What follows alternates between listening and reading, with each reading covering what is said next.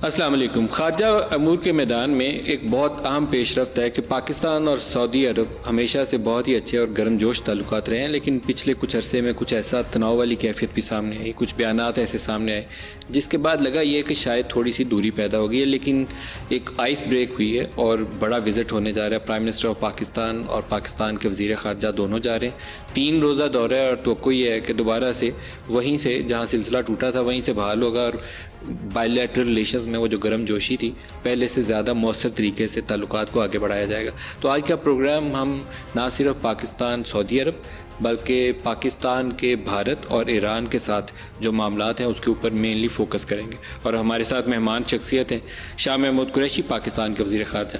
بہت شکریہ شاہ صاحب. کل آپ سعودی عرب تشریف لے کر جا رہے ہیں. لاسٹ ٹائم جب ہم انٹرویو کر رہے تھے تو کشمیر ایک بہت بڑا ایشو تھا اور کشمیر کے حوالے سے ہی بلکہ آپ کا اسٹیٹمنٹ تھا کہ مسلم دنیا کو ہمارا ساتھ دینا چاہیے اور آپ کی ایکسپیکٹیشن تھی کہ سعودی عرب بھی اس معاملے میں آگے آئے گا اور OIC بھی ہیلپ کرے گی. سعودی عرب سے کیا اس کے بعد فالو اپ ہوا؟ ان کے ساتھ اچھی نشستیں ہوئیں اور تبادلہ خیال ہوا. میری ان کے وزیر خارجہ سے نیامی میں بڑی اچھی اور بڑی مفید گفتگو رہی.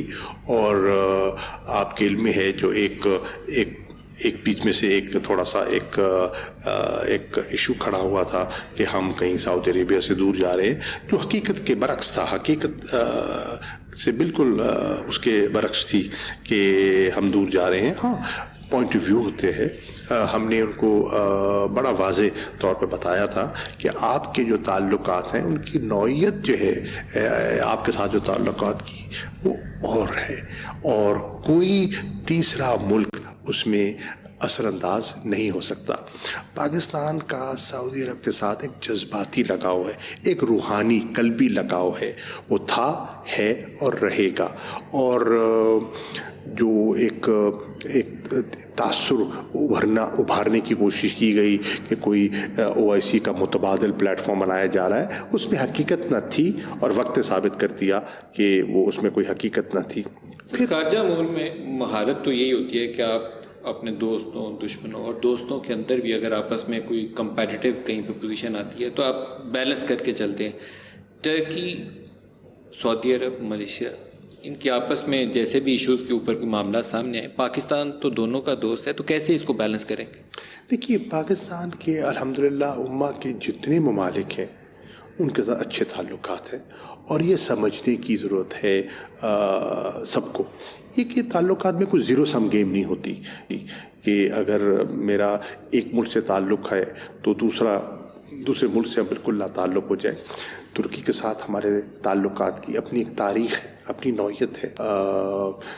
قطر کے ساتھ اپنے تعلقات رہے ہیں، آج بھی وہاں خاصی تعداد میں پاکستانی ہیں جو اپنے روزگار کے لیے وہاں موجود ہیں، جو ان کی سوسائٹی میں کنٹریبیوٹ کر رہے ہیں، سوشو اکنامک ڈیولپمنٹ میں حصے دار ہیں. اور الحمدللہ خوش آئند بات یہ ہے کہ جو ہماری خواہش تھی، جو ہماری آرزو تھی، اللہ نے پوری کر دی کہ GCC میں جو ایک تھوڑا سا بھی کھچاؤ دکھائی دے رہا تھا وہ اب دفن ہو گیا. اور آپ نے دیکھا کہ آپس میں ملاقاتیں بھی ہوئی ہیں اور وہ جو بلاکیڈ تھا وہ بھی ختم ہوا اور سفارتی تعلقات بھی بحال ہو گئے. تو کیا ہم توقع رکھیں کہ سعودی عربیہ سے ہمیں کشمیر پہ فیٹف پہ سعودی عرب نے ہمیں سپورٹ نہیں کیا جب ہم گرے لسٹ میں جا رہے تھے؟ نہیں، میں اس پہ اتفاق نہیں کرتا.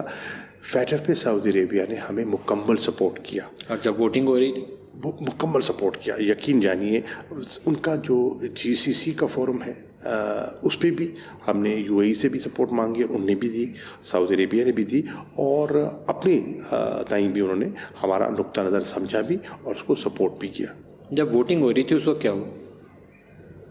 دیکھیے، میں وہاں موجود تو نہیں تھا، لیکن آن دا ہول وہ ہمارے موقف کی تائید ہی کرتے رہے ہیں اور وہ توقع رکھیں کہ نیکسٹ ٹائم جب ووٹنگ والی سٹیج آئے گی گرے لسٹ سے نکالنے کی تو سعودی عرب ہمارے حق میں ووٹ ڈالے گا.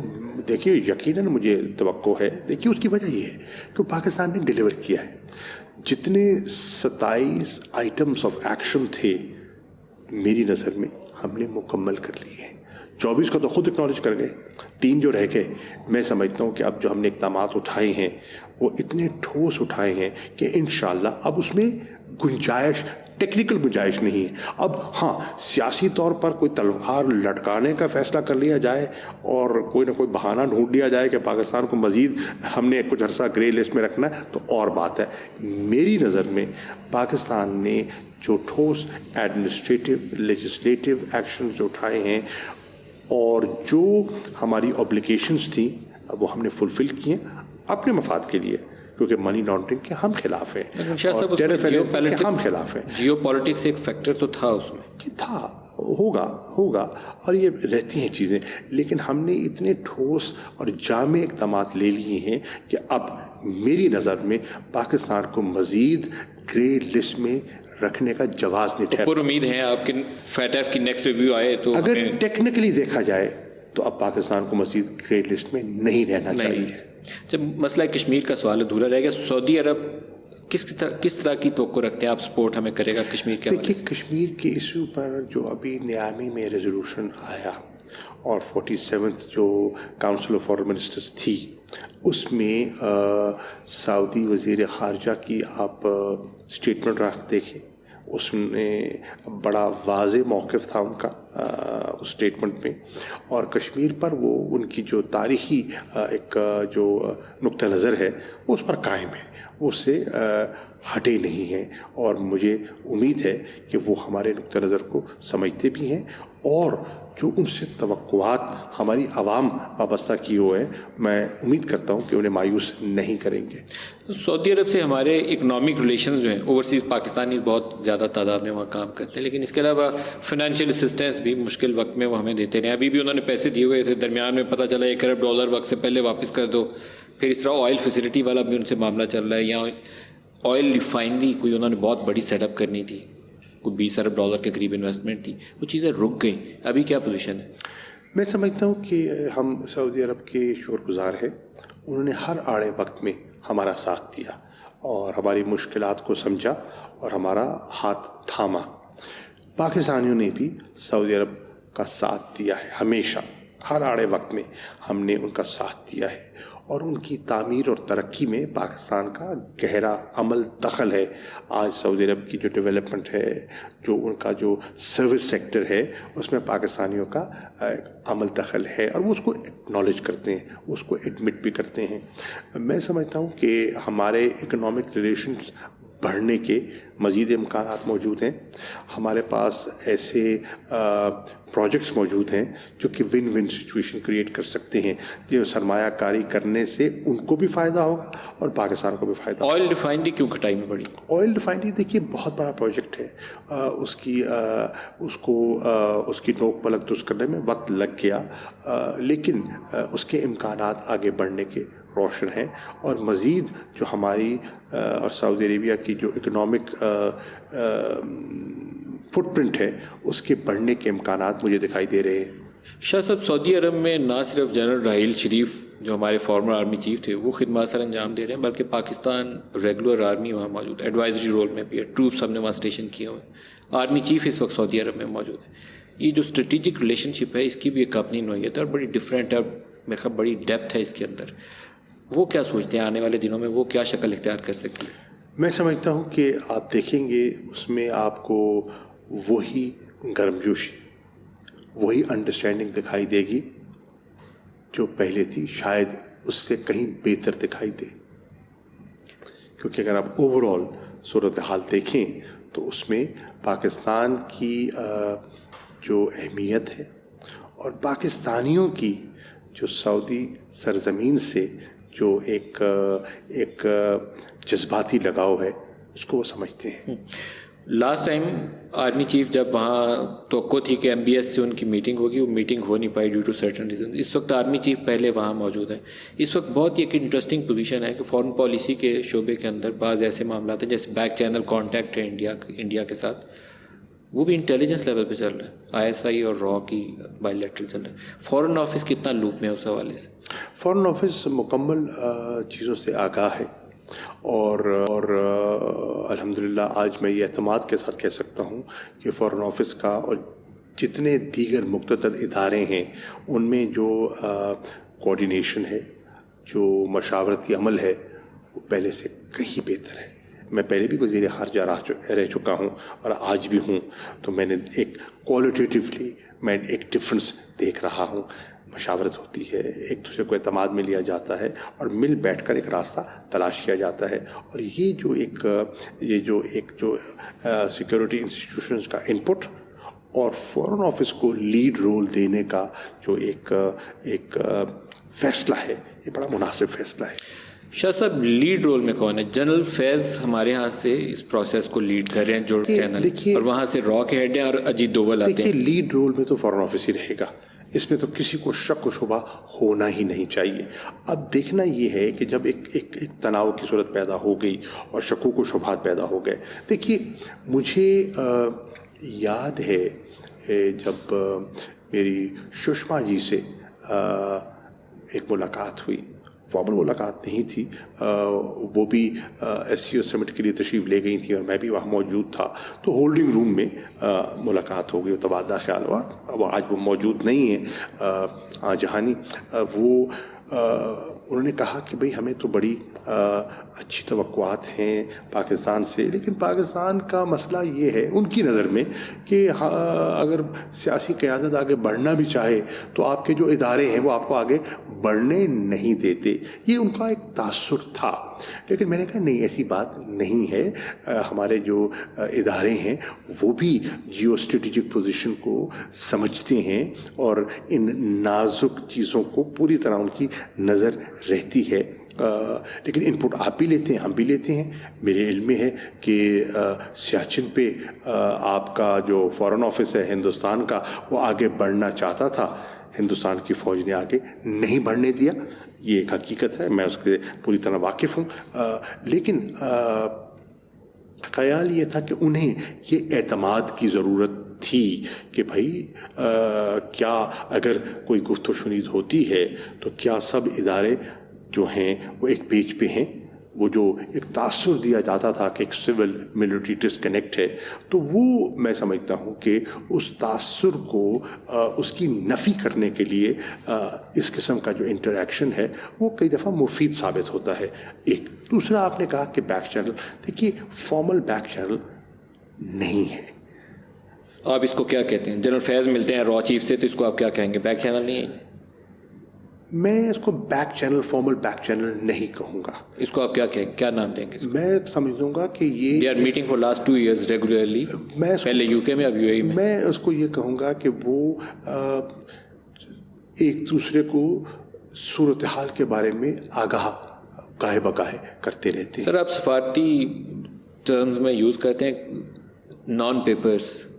آپ کی سیز فائر ہوئی تو اس کے نتیجے میں بھی کچھ نان پیپرز ایکسچینج کیے گئے, کانفیڈنس بلڈنگ ہوئی, پھر آپ نے سیز فائر کی. آپ اس کو کیسے ڈسکرائب کرتے ہیں؟ سیز فائر ہوئی تو ہماری سوچ کے عین مطابق تھی.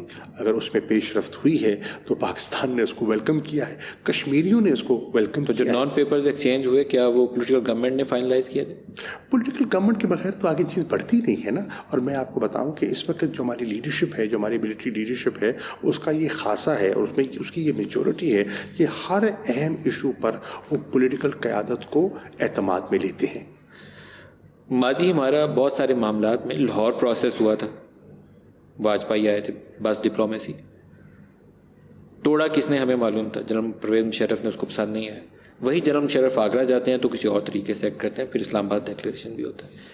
ابھی سیم پیج بات کہنا تو آسان ہے, عملی طور پر انڈیا والا ایشو بہت حساسیت والا ہے. مجھے لگتا ہے کہ اس دفعہ شاید دوسری طرف سے زیادہ پش ہے, وہ آگے بڑھنا چاہتے ہیں. وہاں ریئلائزیشن ہے کہ نہیں, اب دنیا بدل گئی. آپ تھوڑا پیچھے ہیں, ابھی آپ کو فیصلہ کرنا ہے کہ آگے کیسے بڑھنا ہے. دوسری طرف سے مراد آپ ملٹری اسٹیبلشمنٹ کی بات کر رہا ہوں. پولیٹیکل لیڈرشپ سے زیادہ مجھے لگتا ہے لیڈ رول میں وہ ہے. نہیں, پولیٹیکل لیڈرشپ اور ملٹری لیڈرشپ دونوں کی جو صورتحال ہے اس پر گہری نظر ہے اور ہونی بھی چاہیے. اب اس میں پیش رفت تبھی ہو سکتی ہے جب دونوں ایک پیج پہ ہوں, اور الحمدللہ اس وقت دونوں ایک پیج پہ ہیں.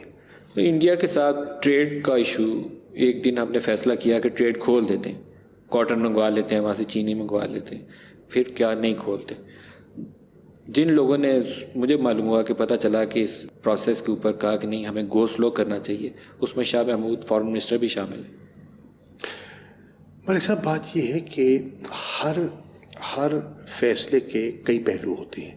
ایک معاشی پہلو ہے اور ایک سیاسی پہلو ہے، اسٹریٹجک پہلو ہے.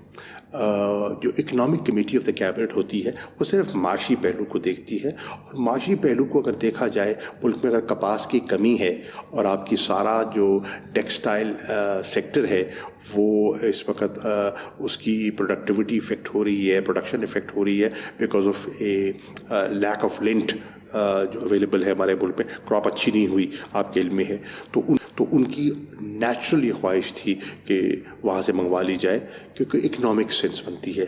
لیکن اس اکنامک سینس کو جب آپ ہولسٹک پکچر میں دیکھتے ہیں کہ اس طرف جو آپ نے کیوں مخالفت کی براہ راست؟ کیونکہ آپ فارن منسٹر ہیں، آپ کا ایک پوائنٹ آف ویو ہوگا، وہ میٹر کرتا ہے. دیکھیے میرا پوائنٹ آف ویو یہ ہے کہ ہم نے جب یہ فیصلہ کیا تھا 5 اگست کے ہندوستان 2019 کے اقدامات کو سامنے رکھتے ہوئے، جب ہم نے ڈپلومیٹک ریلیشنز کو ڈاؤن گریڈ کیا تھا، جب ہم نے تجارت کو وقتی طور پر منقطع کرنے کا فیصلہ کیا تھا، تو اس کا ایک بیک گراؤنڈ تھا، وہ ایک میسیجنگ تھی، اور وہ میسیج یہ تھا کہ آپ جو کشمیر میں کر رہے ہیں ہمیں وہ پسند نہیں آیا. کشمیریوں نے اس کو مسترد کیا ہے، پاکستان اس کو مسترد کرتا ہے. وہ آپ کا فیصلہ غیر قانونی ہے، وہ آپ کا فیصلہ یک طرفہ ہے، وہ آپ کا فیصلہ جو سلامتی کونسل کی قراردادوں نیشنل لا کے برعکس ہے.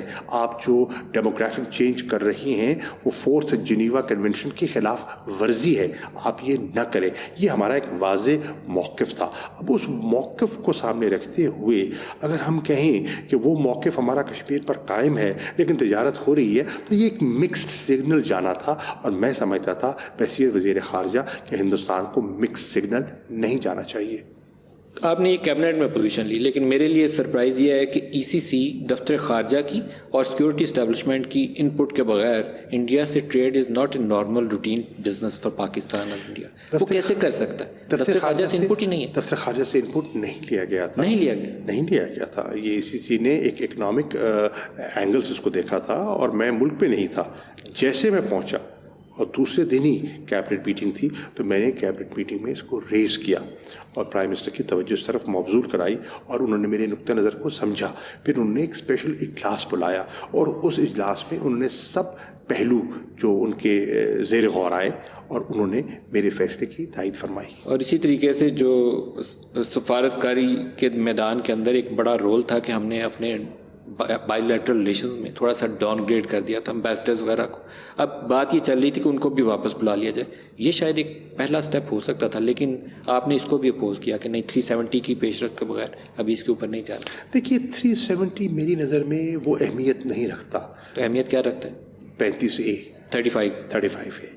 میری نظر میں جو ہمارے لیے اہم آرٹیکل ہے ان کے آئین کا، وہ آرٹیکل 35A ہے، کیونکہ 35A سے وہ ڈیموگرافک ریسٹرکچرنگ کی کوشش کر سکتے ہیں، جو کہ وہ کر رہے ہیں، جس سے کہ ہمارا لانگ ٹرم انٹرسٹ جو ہے وہاں جو استصاب کرائے دہی کا جو جب موقع ملتا ہے تو وہ امبیلنس وہاں کریٹ ہو سکتا ہے. تو اس پر ہمارے تحفظات تھے، ہیں اور رہیں گے. تو کیا کوئی آپ کو ایشورنس کروائے گی دوسری جانب سے؟ میں سفارتکار کی طرف پھر واپس آتا ہوں، لیکن کیا آپ کو کوئی ایشورنس کروائے گی کہ ہم آگے بڑھنا چاہتے ہیں؟ تو 370 کو تو رکھ دیتے ہیں، 35A پہ کیا کریں گے؟ دیکھیے 370 تو ان کا اندرونی ہے نا مسئلہ، کہ وہاں مقبوضہ کشمیر کے جو لوگ ہیں وہ کہتے ہیں آپ نے ہم سے وعدہ کیا تھا، آپ نے ہمارا تشخص مٹا دیا. تو وہ ان کی اپنی وہاں کے ان کی فرسٹریشن ہے، ان کا اظہار بھی کیا، اور آپ نے دیکھا کہ سپریم کورٹ پہ مسئلہ ابھی بھی زیر التوا ہے اور لوگوں نے اس کو چیلنج کیا ہوا ہے.